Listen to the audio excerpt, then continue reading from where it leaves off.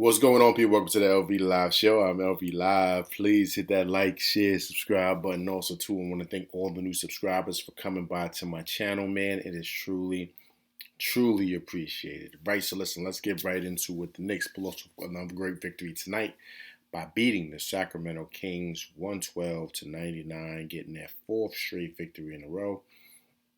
Great win today. Pretty much Julius Randle started off strong again. Like this, like his fourth straight game of just him exploding offensively. I believe he had 17 points in that first quarter. I believe so. He just looked great. He just looked great. He was just explosive. Um, he looked good tonight. He did. Until later on, we'll talk about that in a minute. But altogether, it's a total team effort. They called the Kings and slipping in a sense, as they didn't have De'Aaron Fox, so they took advantage of that. So the Knicks have been able to kind of take advantage of teams that have been shorthanded as of late. But this is what you need to do in the NBA. You need to get those wins when you're supposed to help your record get better. Right now the Knicks are above 500. They're 14-13 now with the great win. Seen guys like R.J. Barrett step up today. He had 27. He looked good. Even though Grimes only had 7 points and Deuce had 2, their defensive pressure was important. That was the key. And watching the wings and watching, guys like Monk not getting off. So it was really good. Big Mitch was big also, too, on the offensive boards again. He looked strong out there. Still struggling with the foul trouble, but he did well. He did really well. Brunson also looked good until he went down with an injury. We'll touch on that also. Looking good, looking solid, but these are wins that to me they should be winning, right? So my biggest thing is when they get against the top tier teams, right? The Bucks, of course, the Heat, Celtics, Warriors, top teams, right? What do you do against those type of teams? Who are primed and ready? Of course, Toronto, right? That's where you really measure where you're at, right? So like I said, this is good. Once again, my biggest concern is, just the numbers that Thibodeau's. This is vintage him, man. He plays these guys as if they don't have another game coming up, right? He'll just burn them out. So now, with that being said, Brunson goes down. It looks like he had hurt an ankle. How long is he going to be out for? So now that shortens our bench, shortens our rotation, because now guys got to come in and probably start now, because then that's our lead guard. So then what do? We get Deuce to start. IQ. What happens now, right? See, so this is the gamble he made by not playing Grimes and all that other stuff, because you got to think of team first.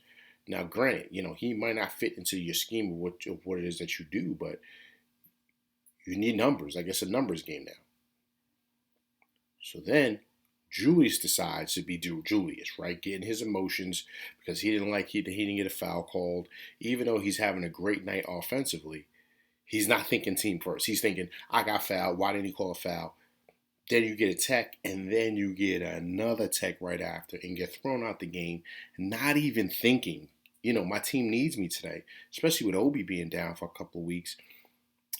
Tip shortening his bench. We need him. We need you. We do. He's not thinking that. He's thinking he wants what he wants. He's mad because the ref didn't. Once again, it's about him, right? He's not thinking team first, man. This guy sometimes is not there. He just isn't. Once again, I've always said it. Great basketball talent. We cannot deny that. Listen, as he's shown these last 4 or 5 games, when he's locked in, he's one of the better players in the league, right? He is. But it's not his skill set. It's what's between the ears that we worry about with him. His emotions can get the best of him, and he can make choices like he did tonight. Now, yes, the Knicks were able to pull it out. But what if they weren't? What if they're playing another team, who has a lot more offensive firepower, and he decides to let his emotions get the best of him? Because with him, it doesn't matter. It doesn't. He proved it last year. Remember when he was out there in Phoenix? He did the same type of deal. So this is him. This is him when he gets in his moods, man. And he don't like when something happens and he just gets tossed or he starts a fight, right? This is vintage him. Remember last year he slammed the laptop out the guy's hand. Like he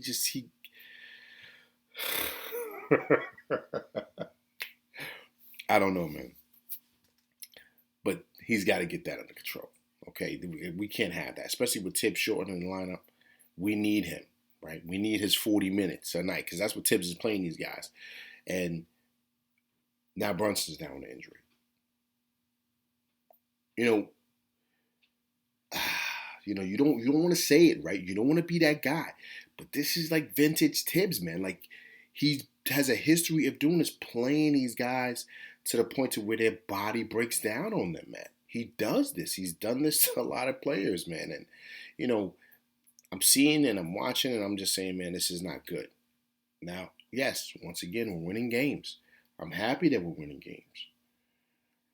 But when guys start going down and guys start getting injured and your bench gets shorter and shorter and shorter, then what do?